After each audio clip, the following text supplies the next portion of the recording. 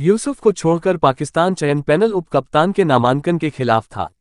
Pakistani media में शाहीन शाह अफरीदी द्वारा उपकप्तानी को अस्वीकार करने की रिपोर्ट के बावजूद ये पता चला है कि चयनकर्ताओं ने 2020 विश्व कप के लिए उपकप्तान का नाम घोषित करने का इरादा नहीं किया था।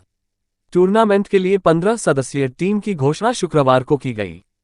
क्रिकबज़ इस बात की पुष्टि कर सकता है कि चयन समिति की बैठक के मिनट्स में स्पष्ट रूप से कहा गया था कि टूर्नामेंट के लिए बाबर आजम के लिए किसी डिप्टी की आवश्यकता नहीं है।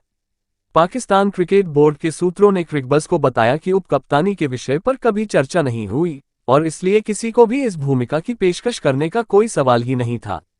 इस घटनाक्रम से अच्छी तरह वाकिफ एक सूत्र ने क्रिकबज़ को बताया, शुक्रवार की चयन समिति की बैठक के दौरान उपकप्तानी के मुद्दे पर चर्चा हुई, लेकिन इस बात पर सहमति बनी कि उपकप्तान की सिफारिश करने की कोई आवश्यकता नहीं है। इसलिए किसी भी खिलाड़ी को उपकप्तानी की पेशकश नहीं की गई। ये दस्तावेज में दर्ज है क्योंकि यह बैठक के मिनट्स का हिस्सा है। ये भी पता चला है कि चयन समिति में केवल मोहम्मद यूसुफ ही बाबर आजम के स्थान पर डिप्टी नियुक्त करने के पक्ष में थे। भारी बहुमत ने इस विचार का विरोध किया, इसलिए यह आगे नहीं बढ़ा।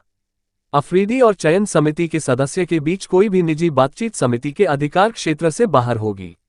ये भी पता चला है कि चयन समिति में केवल यूसुफ ही बाबर आजम के स्थान पर डिप्टी नियुक्त करने के पक्ष में थे।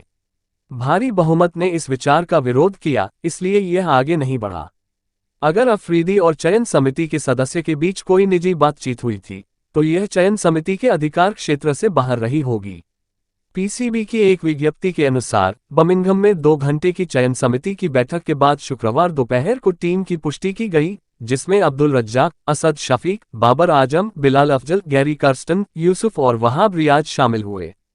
रज्जाक, असद और बिलाल वीडियो कॉन्फ्रेंसिंग के जरिए विचार विमर्श में शामिल हुए।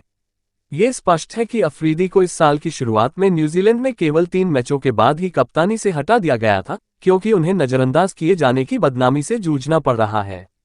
इससे ये सवाल उठता है कि बाबर के मैदान पर न उतरने की अप्रत्याशित परिस्थिति में टीम की कमान कौन संभालेगा। क्रिकबज़ इस बात की पुष्टि कर सकता है कि कोच गैरी कर्स्टन को अस्थायी व्यवस्था के रूप में उपकप्तान नामित करने का अधिकार दिया गया है।